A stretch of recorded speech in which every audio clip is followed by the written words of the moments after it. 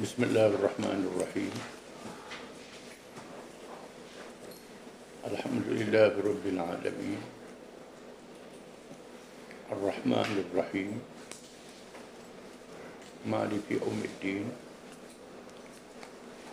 إياك نعبد وإياك نستعين اهدنا الصراط المستقيم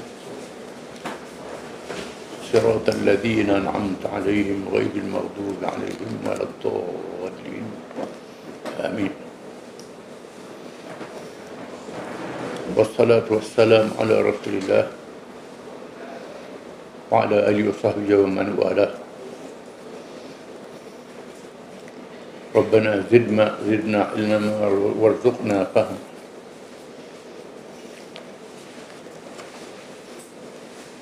Kita sambung perbincangan berkenaan dengan mazhab-mazhab akidah.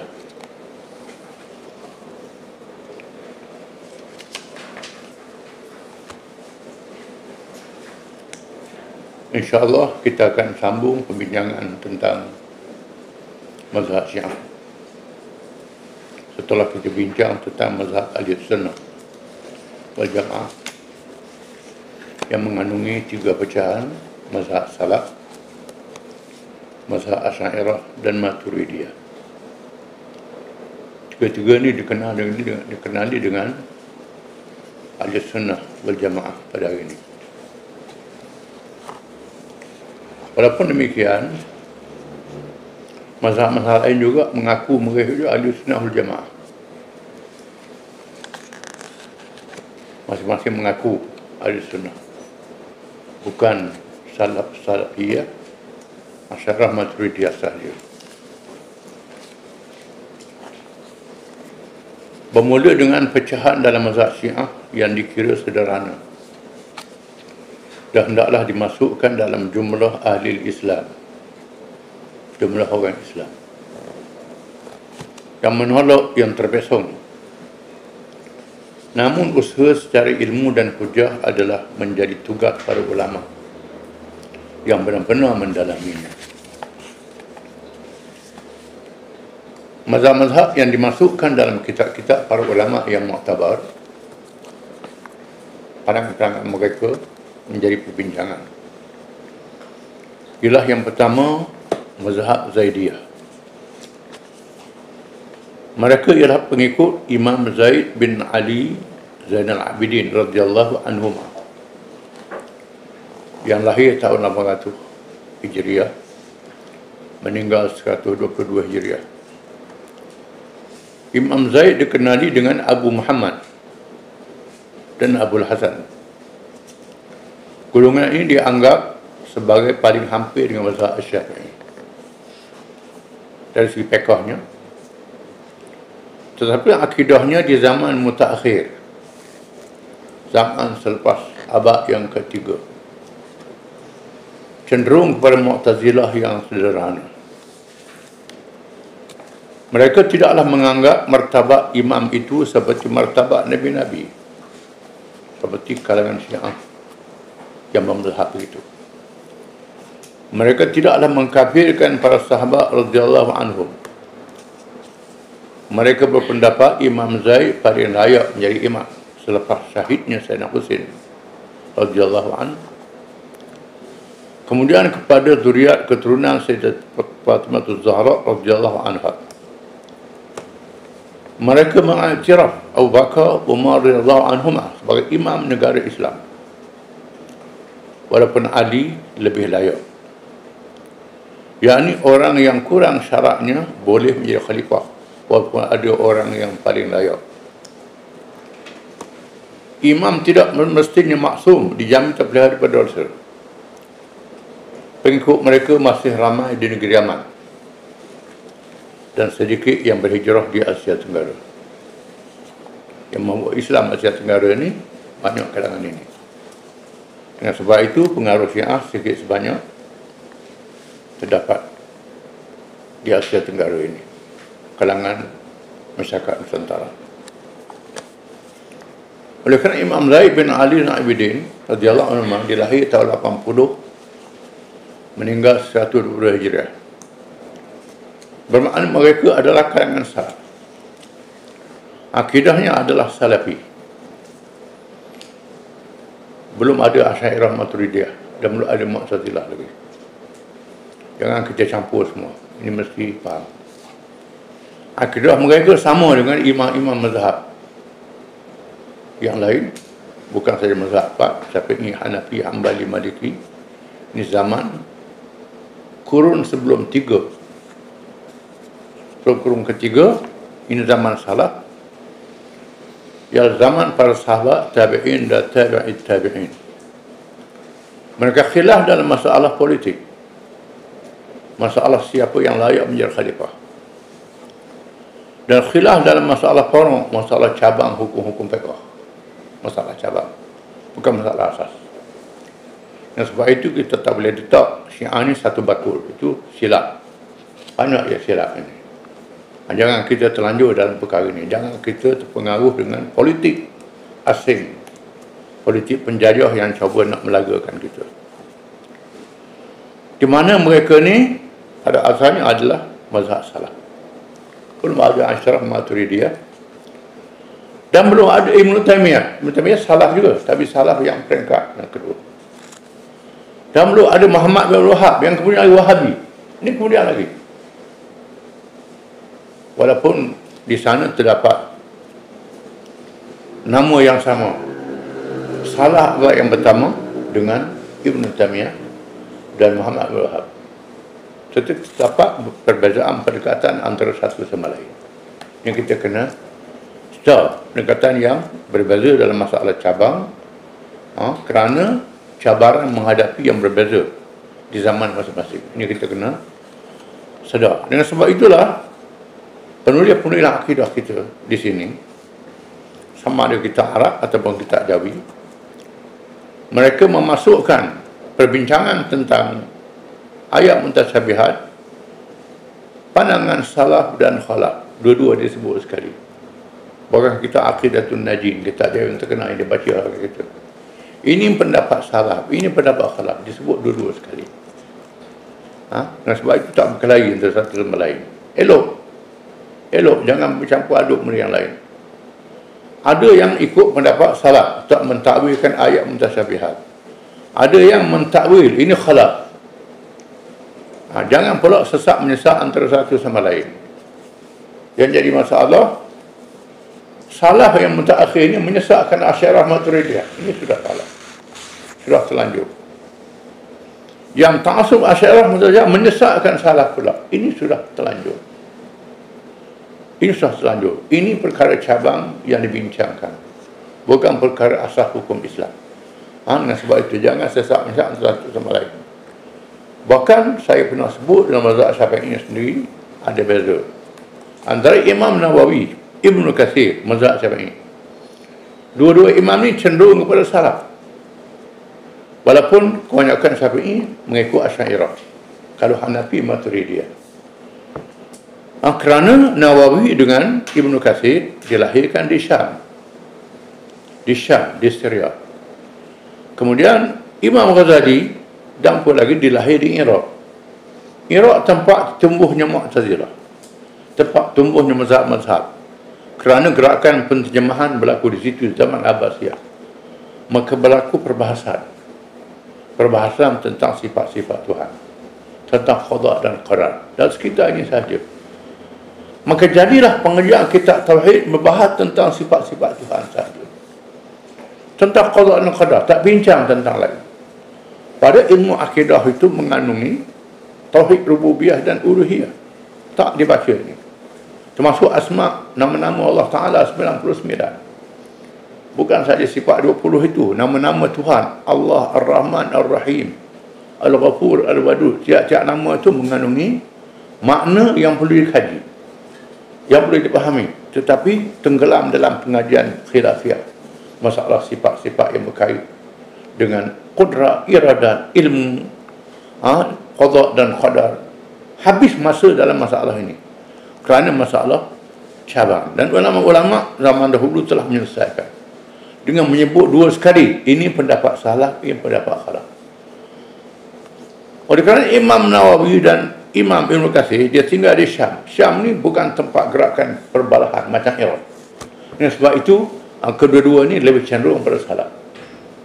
Bahkan apa yang menarik, kitab Riyadhus Salihin, karangan Nawawi, disyarah oleh ulama-ulama mazhab Wahabi.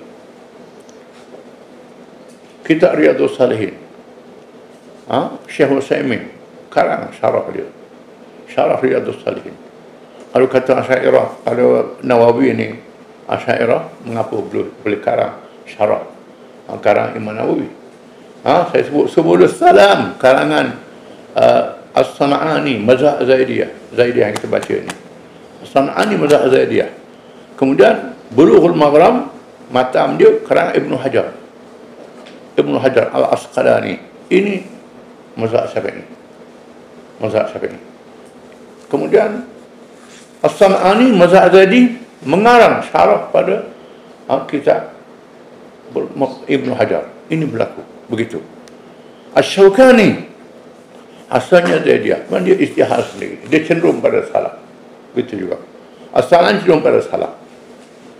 Bahkan kitab Fathul Qadir karangan Asy-Syaukani jadi tag Universiti Madinah, universiti yang dikatakan mazhab Wahabi itu. Bahkan Subul Salam jadi tag yang diajar di Universiti Azhar dan lain-lain lagi. Ini kita kena faham. Apa jadi masalah ialah banyak orang kita ni dia tidak membaca sejarah. Dia baca kitab akidah saja, baca kitab tentang sifat saja. Mesti baca tafsir Quran, baca syarah hadis, baca kitab sejarah, baru kita tahu tahun-tahun yang berbeza ini, tempat yang berbeza ini. Di mana Imam Zaid bin Ali Zainuddin adalah salaf kerana dilahir tahun 80, mati tahun 122. Abu Ishaq Asy'ari lahir selepas tahun 300. Maturidi lahir sekitar itu juga. Ini tak timbul lagi masalah itu. Imam Zaid radhiyallahu anhu telah gugur syahid bersama beberapa orang pengikutnya ketika mereka keluar untuk menentang pada tentera kerajaan Umayyah. Yang menentangnya di zaman pemerintahan Hisham bin Abdul Malik, iaitu pada hari Isnin 2 Hadran Safar tahun 120 Hijriah dalam usia 42 tahun. Kemudian anaknya Yahya bin Zaid menjadi imam. Yahya juga dibunuh akhirnya oleh kerajaan Umayyah. Kemudian kepimpinan Alif Muhammad bin Abdullah bin Al-Hasan bin Ali bin Abi Talib yang lahir di Madinah. Tetapi beliau dibunuh di zaman kerajaan Abbasiyah, Abu Ja'far al-Mansur. Imam Abu Hanifah Imam Hanafi bersimpati dengannya, termasuk Imam Malik bersimpati dengannya dan membai'ahkannya. Abu Hanifah membai'ahkan Muhammad bin Hasan bin Ali Nafsu Zakiyah. Imam Hanifah ni dia bukan Syiah, tapi dia bai'ah mengatakan bahawa orang ini lebih layak jadi khalifah daripada Abu Ja'far al-Mansur. Menyebabkan Abu Hanifah dipenjara dan oleh Abu Ja'far al-Mansur dan meninggal dunia dalam penjara. Ditawarkan menjadi ketua hakim negara, beliau menolak kerana beliau tahu tawarannya semata-mata kerana politik, kerana nak ambil pengaruhnya. Imam Malik bin Anas kita sebut dalam kuliah yang lalu, di mana Imam Malik ditanya hukum talak mukrah, talak dipaksa. Imam Malik tak sah talak itu. Yang tanya ni tanya tujuan politik, bukan nak tanya hukum tentang talak. Nak tanya bai'ah mukrah sah ataupun tidak. Orang yang bai'ah pada ketua negara secara paksa sah atau tidak, itu tujuan dia. Tapi dia tanya Imam Malik, orang Syuaib ini dipaksa sah atau tidak. Imam Malik itu tak sah. Lalu kerajaan menganggap Imam Malik menyindir dia.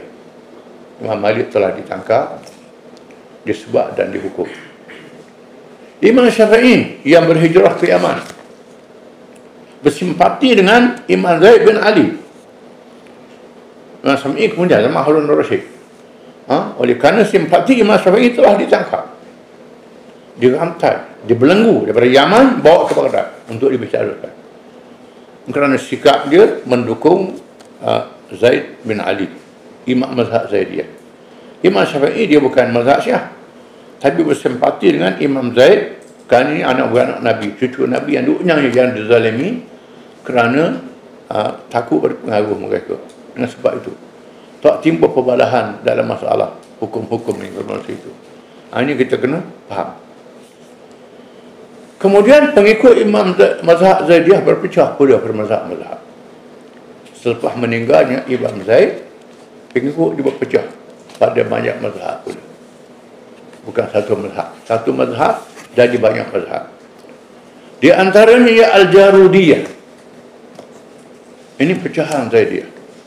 Pengikut kepada Abu Jarud Sulaiman bin Ziyad bin Abi Ziyad. Dia dianggap telah menyeleweng ajaran Imam Zaid radhiyallahu anhu. Orang Syiah mengatakan begitu. Di antara ajaran mazhab ini ialah bahawa Hasan menjadi imam selepas ayahnya. Kemudian Husain dengan wasiat Ali. Di kalangan mereka ada yang berpendapat bahawa Imam Mahdi yang zahir di akhir zaman itu ialah Muhammad bin Abdullah bin Hasan bin Ali yang dikenali dengan An-Nafsus Zakiyah, iaitu yang dibunuh syahid di Madinah di zaman kerajaan Abbasiyah. Puak-puak ni menganggap bahawa Nafsus Zakiyah tak mati, padahal sudah dibunuh, tapi mereka tidak, dia bersembunyi akan zahir di akhir zaman jadi Imam Mahdi. Orang Melayu pernah juga duk percaya hantu hidup lagi. Ini semua kepercayaan yang mengaruh. Tapi percayaan ini masuk dalam mazhab mereka. Ini bukan pengikut Imam Zaid, ini pecahan daripada dia. Memanglah salah pandangan ini, tetapi salahnya tak sampai keluar daripada Islam. Salah sekali itu saja. Satu anggapan yang salah tidak merosakkan akidah. As-Sulaimaniyah, pengikut Sulaiman bin Jarir Al-Zaidi. Ini mazhab pecah daripada Zaidiyah. Mereka mengisbatkan khilafah Abu Bakar dan Umar pada Ali yang lebih layak. Disebut sihhatu Imam al-Batul Abu Muhammad Wujud al-Afdal, di mana walaupun ada yang lebih afdal, imam yang kurang afdal sah. Abu Bakar dan Umar sah jadi khalifah, tak jadi masalah. Bahkan di sana dalam kalangan ahli sunnah sendiri pun ada juga khilaf masalah ini antara Uthman dengan Ali. Sufyan al-Thawri mengatakan bahawa Sayyidina Ali lebih afdal daripada Sayyidina Uthman. Ini Sufyan al-Thawri, dia bukan mazhab Syiah, tetapi khilaf dalam masalah ini. Memang tak dinafikan bahawa Sayyidina Ali alim, tapi ulama mengatakan Sayyidina Uthman lebih layak menjadi khalifah sebelum Sayyidina Ali. Sufyan al-Thawri menganggap Sayyidina Ali lebih alim, lebih daripada Sayyidina Uthman.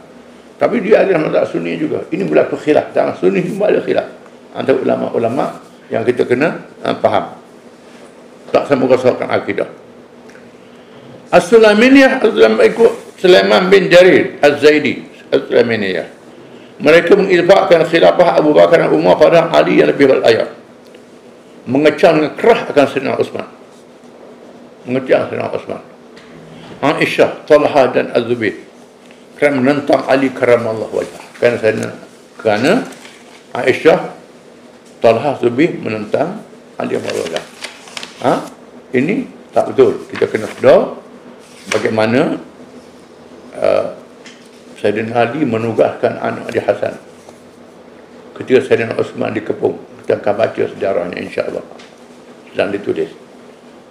Bila Sayyidina Uthman dikepung oleh pemberontak di kalangan orang yang baru masuk Islam, yang lemah iman, tak puas hati Sayyidina Uthman, protes, Sayyidina Ali menghantar puteranya Hasan dan Husain dan sahabat-sahabat yang muda memanjat bumbung rumah jumpa Sayyidina Uthman nak berperang dengan mereka pemberontak ini. Sayyidina Uthman kata, jangan, aku tak mahu orang Islam berbunuh satu sama lain, biar aku mati. Sayyidina Uthman sanggup mati. Ini berlaku salah faham. Berperang selepas itu, kata Sayyidina Ali tak bela Uthman, itu tak betul. Sayyidina Ali menghantar putera dia sendiri untuk berperang, untuk melawan mereka yang nak bunuh Sayyidina Uthman ni.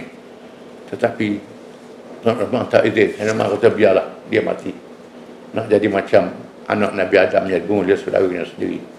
Dia tak mau. Kita akan baca sejarahnya. Aisyah, Talha dan Zubair ini berperang dengan Sayyidina Ali Dan Sayyidina Ali menunggalkan supaya Aisyah ditawan dan dihantar balik ke Madinah, dihormati sebagai ibu. Dan Talha dan Az-Zubair dipujuk, dan Az-Zubair berundur di perang dan dibunuh oleh orang lain. Dibunuh. Bila diberitahu Talha dan Zubair dibunuh, dan dia kata yang bunuh Talha Zubair masuk neraka. Sayyidina Ali kata. Sayyidina Ali kata begitu. Kita akan baca kisahnya. Dikatakan, mereka kata Talha Zubair mentah, tidak, dia rajak balik. Aisyah pun rajak balik. Rajak balik. Ini beli riwayat. Ini satu mazhab. Kemudian Al-Batriyah. Al-Batriyah juga ialah termasuk dalam Zaidiyah. Pengikut Hasan bin Saleh bin Hay. Bukan Yahya, itu salah saja. Hasan bin Saleh bin Hay. Mereka mengakui Khalifah Abu Bakar dan Umar radhiyallahu anhuma. Dan tidak menjadi salah kita melantik mereka berdua, kata mazhab ini. Sayyidina Uthman radhiyallahu anhu tidak boleh berkata apa-apa terhadapnya, kerana dia termasuk dalam 10 orang sahabat yang dijamin syurga oleh Rasulullah sallallahu alaihi wasallam. Tak dia kata oleh Sayyidina Uthman. Sayyidina Uthman ni termasuk dalam sahabat 10 yang Nabi jamin syurga, termasuk dalam menantu Nabi yang Nabi kahwin dengan puteri, di dua orang puteri. Kahwin dengan Ruqayyah, lepas Ruqayyah mati, kahwin Ummu Kulsum. Ummu Kulsum mati. Nabi kata, kalau ada anak lagi aku nak beri pada Uthman. Kalau ada 100 anak, Nabi pada Uthman. Bila orang sanggah Sayyidina Ali dalam satu riwayat, orang Mesir merotak ni, tentang Sayyidina Uthman, kamu tahu sendiri kata bahawa Nabi kahwinkan Uthman dengan anak dia. Adakah Nabi ikut nafsu dia ke, ataupun ini daripada Allah Ta'ala? Sayyidina Uthman tanya. Mereka terpegang, orang tak boleh jawab. Seorang Nabi bukan calang-calang nak kahwinkan anak dia dengan orang-orang. Dipelihara oleh Allah Ta'ala. Jadi pendapat Sayyidina Uthman ini jangan kutuk Sayyidina Uthman. Adapun kesilapannya kita serahkan kepada Allah. Kedudukan Ali si mereka adalah manusia paling afdal selepas Rasulullah SAW. Paling layak menjadi khalifah. Tetapi dia menyerah jawatan itu pada orang lain secara redha. Mereka juga berpendapat bahawa siapa yang menggunakan pedangnya dengan berani, bersifat zuhud lagi alim di kalangan keturunan Hasan dan Husain, dialah yang layak menjadi imam. Ini pendapat mazhab ini. Perlu diketahui juga bahawa Al-Hasan bin Saleh bin Hay yang menjadi pemimpin mazhab ini adalah seorang yang alim juga. Di mana Imam Muslim pernah meriwayatkan hadis daripadanya. Ada dalam Sahih Muslim riwayat dia. Yang mana kita nak tolak? Dia Syiah. Imam Muslim meriwayatkan dia, dan Imam Bukhari menyebut riwayatnya dalam Kitab Al-Adabul Mufrad. Saleh bin Hay. Ini bukan calang-calang. Jangan. Dia Syiah. Tapi hadis diterima oleh ulama-ulama hadis. Imam Bukhari dan Muslim meriwayatkan hadis daripada Hasan bin Saleh bin Hay mengikut Al-Batriyah. Di antara imam-imam yang terkenal ialah Imam Zaid bin Ali, Imam Yahya bin Zaid bin Ali, dan Imam Muhammad bin Allah dan Syekh. Perlu diketahui bahawa mereka adalah kalangan ulama salaf yang mujtahid. Mereka ni kalangan ulama salaf yang mujtahid, yang mampu beristihad dalam hukum-hukum fiqh. Mereka ada mazhab sendiri. Zaman mereka ni belum ada lagi mazhab Syafi'i, Hanafi, Hambali, Maliki. Ada mazhab dia sendiri. Yang ditulis dalam kitab-kitab fiqh yang berbanding dengan mazhab. Kitab tafsir, kitab hadis, ada ditulis pandangan-pandangan mereka ni. Dan sebab itu kita tak boleh anggap mereka ni sebagai sesat kerana khilaf dalam masalah orang, masalah cabang sahaja. Hati-hati, kerana zaman sekarang adalah zaman fitnah, zaman nak melagakan umat Islam dengan sebab berbeza mazhab, tanpa mengetahui sejarah, tanpa mengetahui latar belakang, kita berpecah antara satu sama lain. Urusan ini serah pada ulama, ulama yang ahli dalam bidang dia, yang mengkaji. Saya ulang saya lagi, di mana pihak Al-Azhar, dua kajian Mesir di masa itu telah menubuhkan Majma' Al-Buhus Al-Islamiyah dan menubuhkan satu pasukan ulama-ulama daripada Azhar dan lain-lain menyusun ensiklopedia. Ensiklopedia yang berkait dengan mazhab-mazhab. Disebut 8 mazhab, pandangan-pandangan dia yang berkait dengan hukum-hukum mazhab-mazhab ini. Pandangan-pandangan forok, masalah cabang yang ada khilaf antara satu sama lain dalam mazhab ini. Walaupun mereka ni berbeza nama mazhabnya, tetapi akidahnya tak keluar daripada Islam. Ini kita kena faham. Dan kita tak boleh masuk dalam satu bakul. Bukan bermakna kita nak kira mazhab ni, tidak. Dan kita kena sedar bahawa orang awam sudah ada mazhab masing-masing. Jangan kita celarukan. Dengan sebab itu mazhab Syiah tak sesuai disebarkan di Malaysia. Mazhab Wahabi tak sesuai disebarkan di Malaysia. Tak sesuai.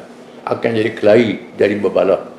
Nak suruh orang Asy'ariyah ikut mazhab Wahabi, tak boleh. Itu jadi kelahi. Nak suruh Wahabi ikut Asy'ariyah. Di Saudi nak paksa dia. Orang Najd. Saudi pun kalau belah hijab ni, mazhab Asy'ariyah Maturidiyah. Belah Najd saja mazhab Salafi. Dan sebelah selatan dia mazhab Syiah Ismailiyah. Di Madinah ada mazhab Syiah Nakhawilah. Di sebelah timur dia ada mazhab Ja'fariyah. Di Saudi sendiri. Oman pun mazhab Ibadhi. Macam-macam mazhab. Bukan satu mazhab Wahabi saja di situ. Tidak. Banyak mazhab je. Dan akhir-akhir ini kita kena sedar penjajah mengulangi kembali agenda untuk melagakan umat Islam sebagaimana mereka jatuhkan kerajaan Uthmaniyah dulu, dengan melagakan umat berdasarkan berkaum dan mazhab. Bergaduh antara bangsa Turki, bangsa Arab, bangsa Kurdis, bergaduh antara Wahabi, Asy'ariyah Maturidiyah, Syiah dan Sunni. Mereka pecah-pecahkan orang Islam. Mereka beri senjata berpuak masing-masing supaya berperang, memecahkan orang Islam. Ini satu agenda barat yang mesti ditolak oleh umat Islam. Dan perkara ini terserah pada ulama-ulama mengkaji secara ilmu. Dan kita kena sedar bahawa sudah banyak ulama-ulama ni sudah mentarjihkan pandangan-pandangan mazhab berdasarkan kajian yang mendalam.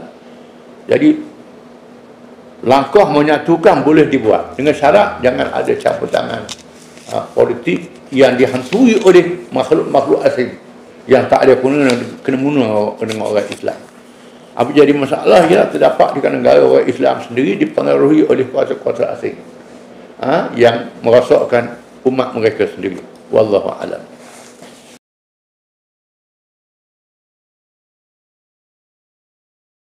A'udzu billahi minasyaitonir rajim. الطلاق مرتان فإمساك بمعروف أو تسريح بإحسان ولا يحل لكم أن تأخذوا مما آتيتموهن شيئا إلا أن يخافا ألا يقيما حدود الله فإن خفتم ألا يقيما حدود الله فلا جناح عليهما فيما ابتدت به تلك حدود الله فلا تعتدوها ومن يتعد حدود الله فأولئك هم الظالمون فإن طلقها فلا تحل له من بعد حتى تنكح زوجا غيره فإن طلقها فلا جناح عليهما أن يتراجعا إن ظن أن يقيما حدود الله وتلك حدود الله يبينها لقوم يعلمون.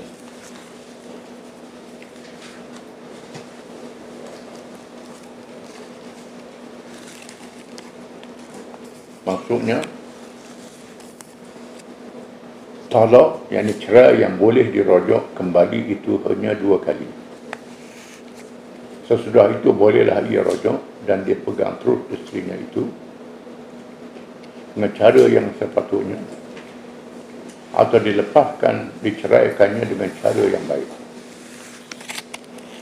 Dan tidaklah halal bagi kamu mengambil balik sesuatu dari apa yang telah kamu berikan kepada mereka, dari isteri-isteri yang diceraikan itu, kecuali jika keduanya suami isteri takut tidak dapat menegakkan aturan-aturan hukum Allah. Oleh itu, kalau kamu khawatir bahawa kedua-duanya tidak dapat menegakkan aturan-aturan hukum Allah, maka tidaklah mereka berdosa mengenai bayaran tebusan tolak yang diberikan oleh isteri untuk menebus dirinya dan mengenai pengambilan suami akan bayaran itu. Itulah aturan-aturan hukum Allah. maka janganlah kamu melanggarnya. Dan sesiapa yang melanggar aturan hukum Allah, maka mereka itulah orang-orang yang zalim.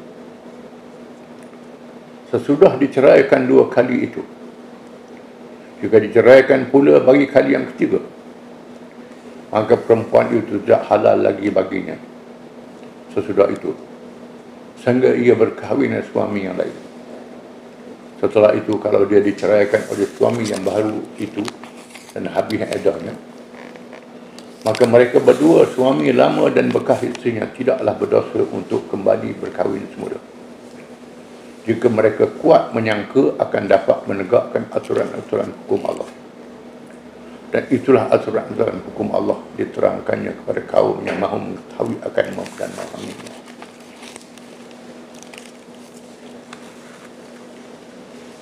Ayat ini masih lagi berkait dengan hukum munakahat, hukum rumah tangga. Islam mendahulukan hidup yang damai dalam masyarakat, khususnya dalam hubungan antara suami dan isteri. Damai hendaklah diutamakan. Sekiranya berlaku pertelingkahan antara suami dan isteri dengan sebab kesalahan mana-mana pihak, hendaklah diselesaikan dengan cara damai. Damai itu lebih baik disebut dalam ayat yang lain. Sekiranya tak ada jalan, maka Allah mengizinkan perceraian itu berlaku. Zaman jahiliyah dahulu, yakni sebelum Islam, sebelum tangan Nabi Muhammad SAW, mereka boleh mencerai isteri sampai 100 kali. Cerai boleh baik pula, cerai baik pula, cerai beratus kali pun tak apa. Di masa zaman jahiliyah. Kadang-kadang berlaku, bukan kadang-kadang lah, zalim terhadap isteri dan terhadap perempuan. Boleh berlaku demikian. Maka Allah Ta'ala meletakkan sempadan, di mana di bahagian talak itu ada 2 bahagi. Talak raj'i, talak yang boleh rajak balik, dan talak ba'in, talak yang tak boleh rajak balik. Talak raj'i ialah talak 2 talak. At-talaqu marratani. Talak cerai itu 2 kali sahaja. 2 kali saja yang boleh dirajakkan kembali. Selepas itu fa imsakum bima'ruf, sama ada rajak balik dan berbaik antara satu sama lain. Teruskan hubungan antara sama lain dengan cara yang sebaik-baiknya, jaga hak masing-masing. Atau tasrihum bi ihsan, ataupun talak yang ketiga dengan cara yang baik, jangan dengan cara yang zalim. Allah Ta'ala kata nak talak pun talak dengan cara baik. Walaupun talak ni dihalalkan, Nabi kata abghadul halali ila Allahi talaq, perkara yang halal paling dimarkai oleh Allah ialah talak. Walaupun talak ni halal, tak berdosa, tapi dimarkai oleh Allah, tidak digalakkan. Kalau terpaksa, setelah 2 kali bercerai, mencerai kali yang ketiga. Bercerai kali yang ketiga, ini yang terakhir sekali. وَلَا يَحِلُّ أَن تَأْخُذُوا مِمَّا آتَيْتُمُوهُنَّ شَيْئًا إِلَّا أَن يَخَافَا أَلَّا يُقِيمَا حُدُودَ اللَّهِ. Tidak halal bagi kamu mengambil balik belanja yang beri pada isteri itu. Tak boleh. Bila cerai, memang mah kahwin tu hak isteri lah. Jangan ambil balik pula. Itu tidak boleh. Bila sudah berkahwin, mah kahwin tu kemuliaan isteri. Jangan kita langgar sempadan dan batas-batas Allah Subhanahu Wa Taala. Yang lawan Allah Taala, kecuali sekiranya berlaku suatu yang lain. Pak ini sudah ada kata belah fi maqallati. Jika sedang berlaku suatu keadaan Yang lain, iaitu ulama menyebut dengan khala. Bila suami tak mau cerai isteri dia, isteri pula tak tahan dengan suami itu, Allah Ta'ala mengizinkan khala. Disebut dengan tabur salah. Berdasarkan kepada satu hadis, iaitulah seorang sahabiah, iaitu sahabat perempuan, isteri pada Thabit bin Qais bin Syammas. Dia tunggu Nabi dekat pintu. Nabi tengok orang perempuan, tengok dia isteri pada Thabit bin Syammas. Nabi tanya, apa ni?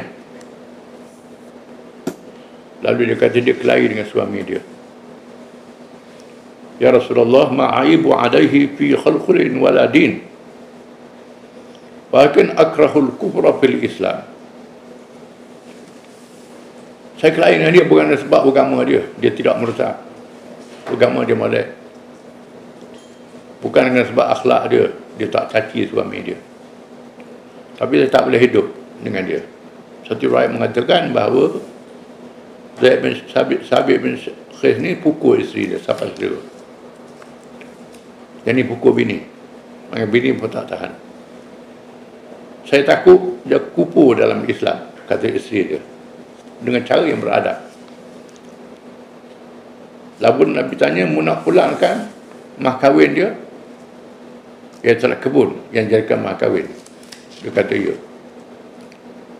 Lalu Nabi mengizinkan dia pulangkan mah kahwin dia pada Zaid al-Sabit bin Qais bin Syammas. Berdasarkan apa ini, ayat ini, maka diizinkan isteri walaupun dari segi syaraknya tak boleh minta cerai. Hadis-hadis yang banyak mengutuk perempuan yang minta cerai pada suami. Tapi bila keadaan tertentu, bila keadaan yang terdesak, Tuhan beri hak pada isteri boleh minta cerai dengan suami. Sebab suami dadah ke, macam inilah, perangai bodoh ke, suami tak semayang ke, akhlak buruk ke, ada sebab-sebab. Perempuan tak nak buat suami yang macam tu. Kadang-kadang betul orang perempuan, bukan betul kepada lelaki saja. Caranya ialah melalui tubuh talak. Ini jabat khotib bila selesaikan, iaitu isteri membayar mah kahwin dia balik. Setengah ulama mengatakan mengikut nilai yang ditentukan oleh pihak yang berkenaan, diizinkan oleh syarak. Ulama pula berkhilaf, adakah ini talak ataupun khala. Ada ulama kata khala, ada ulama kata masuk dan cerai juga. Cerai talak satu bila rajak balik. Ada ulama kata khala ni tersendiri. Timbul khilaf dalam masalah iddah. Ulama mengatakan ini talak juga kerana iddahnya ialah 3 kali suci. Sama dengan cerai juga, dia tak boleh kahwin dengan suami lain melainkan setelah 3 kali suci. Iddah dia habis 3 kali suci. Ada ulama kata ini khala tersendiri kerana ada riwayat daripada Uthman menghukumkan 1 kali suci saja. Dia menandakan bahawa khala ni tersendiri, bukannya talak. Ada ulama kata begitu. Ini khilaf ulama, ini masalah khilafiyah. Perbincangan ulama lah dalam masalah khala ini saja. Itu penyelesaiannya. Mana Islam tidak menjadikan jalan itu buntu dalam masalah rumah tangga. Bila tak ada jalan, berpisah, maka berpisahlah. Disebut dalam ayat la ta'sawul fadl bainakum, jangan kamu lupa kebaikan antara kamu, antara satu sama lain. Bila bercerai itu, jangan lupa budi baik antara satu sama lain. Jangan sebut buruk saja. Ini dah jauh dari Islam. Sesungguhnya Allah Ta'ala menegaskan yang tolak baik ini.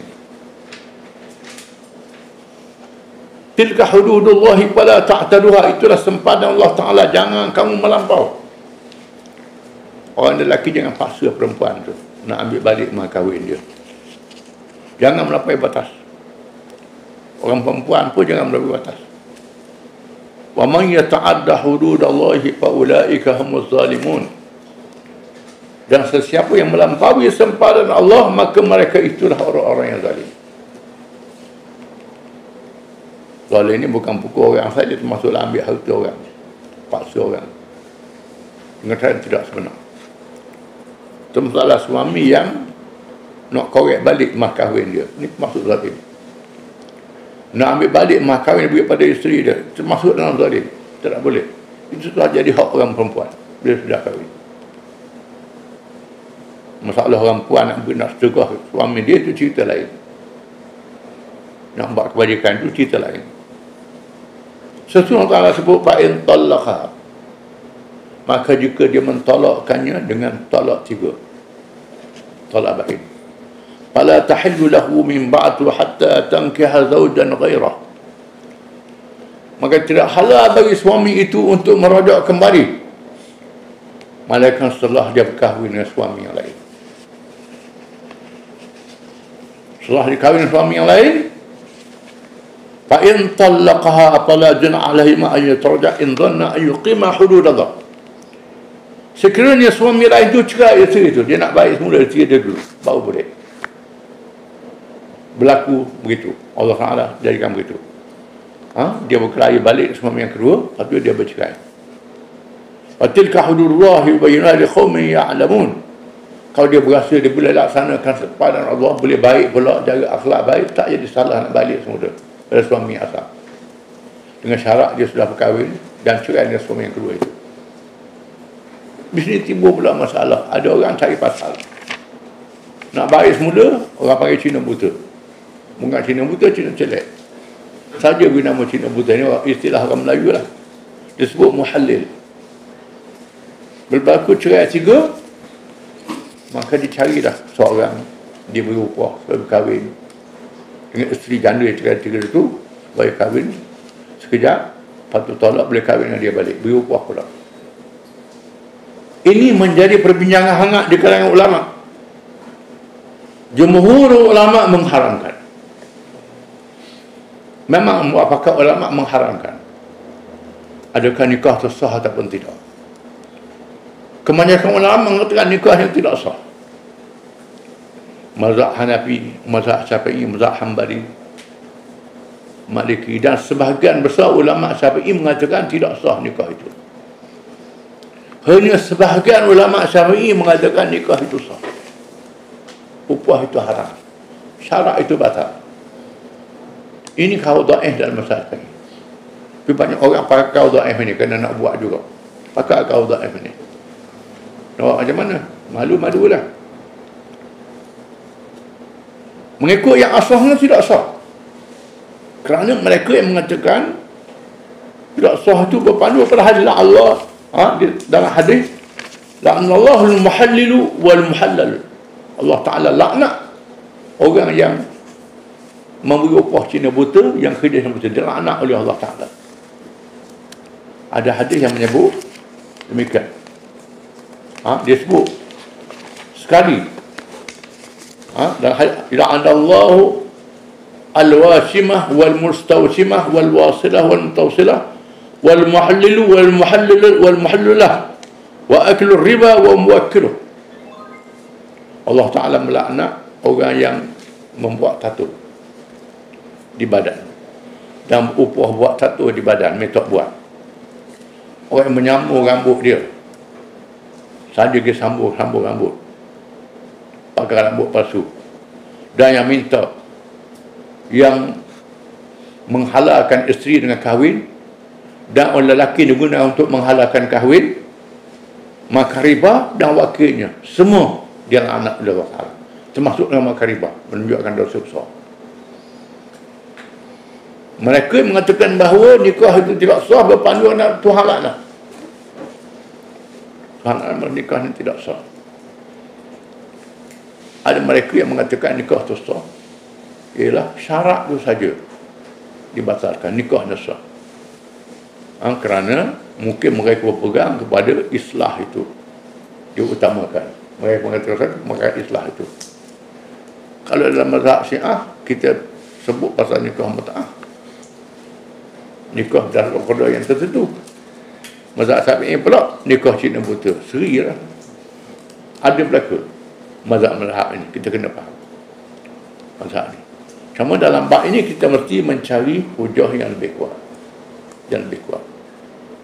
dengan sebab itu, oleh kerana amalan ni ada hadis yang melaknatnya, maka sangat tidak digalakkan. Kalau orang buat hujah, kita tak boleh kata apa, kerana ini masalah torok saja, masalah cabang yang menjadi perbahasan para ulama dalam kitab-kitab fiqh yang tak serta siapa bila-bila. Kerana dalam samping ini mengatakan bahawa ada benda yang dibuat sesuatu, bila syarat dia tak betul, benda tu sah, syarat saja tolak. Itu saja. Contohnya, mazhab Syafi'i ini kadang-kadang ada pandangan dia dalam masalah hebah. Ibu bapa boleh ambil balik hebah yang beri oleh ayah dia. Ayah beri pada anak, ayah boleh ambil balik. Ayah beri pada anak. Mazhab Hambali kata tidak boleh ambil balik. Kerana Nabi bersabda orang yang ambil balik hebah dia macam ni jilat mutak. Ada hadis mengatakan demikian. Oleh kerana itu ambil balik ayah beri pun sama orang yang ambil balik juga. Macam ni jilat mutak. Habisnya kata ayah ada apa? Hambali kata macam ni jilat mutak lah. Habisnya kata ni tak apa jilat mutak dia. Masing-masing berdalih dengan dalih masing-masing. Dalih masing-masing. Inilah masalah nikah muhallil ini. Yang disebut dengan at-taisul musta'ar, iaitu kambing jantan yang dipinjamkan. Ada hadis, ala ukhbirukum bitaisil musta'ar, adakah kamu suka nak cerita kepada kamu tentang kambing jantan yang dipinjam? Qalu wala Rasulullah. Ya, apa dia kambing jantan? Al-muhallilu la'anallahu al-muhallalu wal muhallalu lahu. Allah Ta'ala laknat orang yang kahwin kerana nak menghalalkan, dan orang yang suruh kahwin yang berupah semua dilaknat oleh Allah Ta'ala. Ada hadis menyebut demikian. Dan sebab itu tak boleh mudah-mudah perkara ini. Walaupun ada ulama yang membenarkan, tetapi satu perkara yang tidak digalakkan. Kerana terlalu banyak ulama-ulama yang mengharamkannya dengan cara tegas. Hanya sebahagian mengatakan, ulama Syafi'i mengatakan bahawa nikah tu sah. Itulah perbahasan kita kali ini. Wallahu a'lam. Kita sambung balik.